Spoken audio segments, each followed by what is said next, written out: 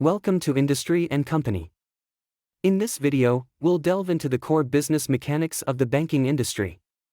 Banks primarily have two significant revenue streams: first, interest income; second, fee and commission income. To illustrate these concepts, we'll turn our focus to Sberbank of Russia.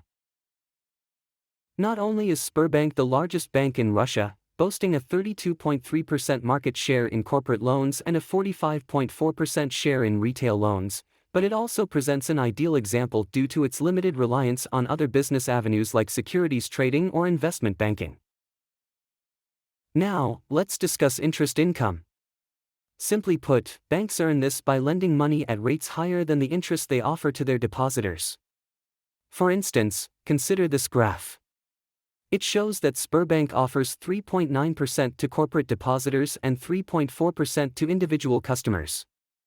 Yet, when they lend out, they charge corporate and individual borrowers 8.3% and 11.7% respectively. The gap between these rates, known as the net interest margin, forms the crux of the bank's net interest income. However, banking isn't devoid of risks. For instance, when borrowers fail to meet their interest or principal payments, it translates into a loss for the bank. This risk is quantified as the cost of risk, which is the ratio of loan losses to outstanding loans. During economic recessions, the risk magnifies. Companies might default on loans, and individuals could fall behind on credit card or mortgage payments. This potentially elevates the cost of risk. Consequently, the banking sector's fortunes often ebb and flow with the broader economic tides.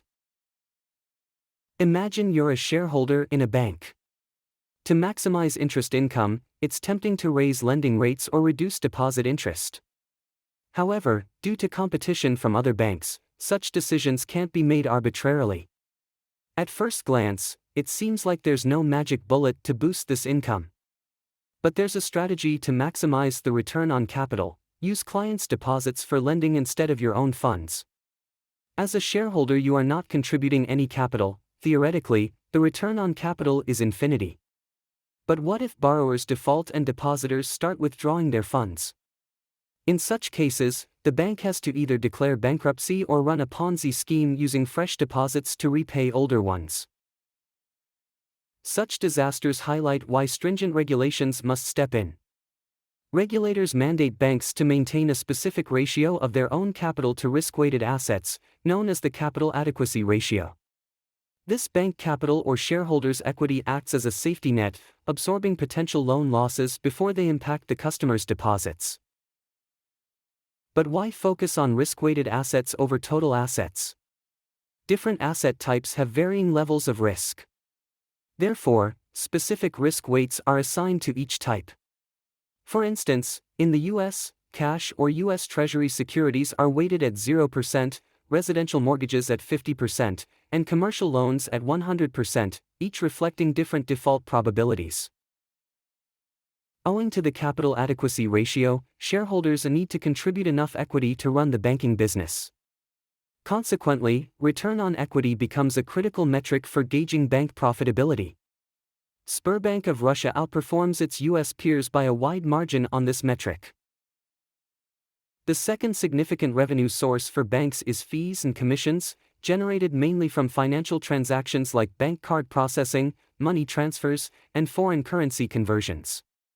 This revenue stream has two main advantages over interest income: it doesn't expose the bank to credit risks inherent in lending and doesn't tie up large capital. Thus, it can substantially elevate the bank's return on equity. To enhance its fee and commission income, a bank's primary strategy should be to retain and grow its customer base, encompassing both individuals and businesses, and ensure that they are consistently engaged with its services. That's why banks like Sberbank emphasize their expanding clientele and increasing platform usage. Sberbank is the most innovative bank I have ever seen. Beyond traditional banking, it has ventured into e-commerce, smart devices, streaming services, taxi, food delivery, and many more. They even developed their version of ChatGPT within a very short time frame. This is how it maintains its presence in every aspect of users' lives. As a final disclaimer, our reference to Sberbank of Russia is purely illustrative. While I'm neither bullish nor bearish on the bank, its excellent financial metrics, especially under current sanctions, are amazing. However, with no end to the war in sight, I have no idea where Sberbank will go. Thank you for watching Industry and Company. See you next time.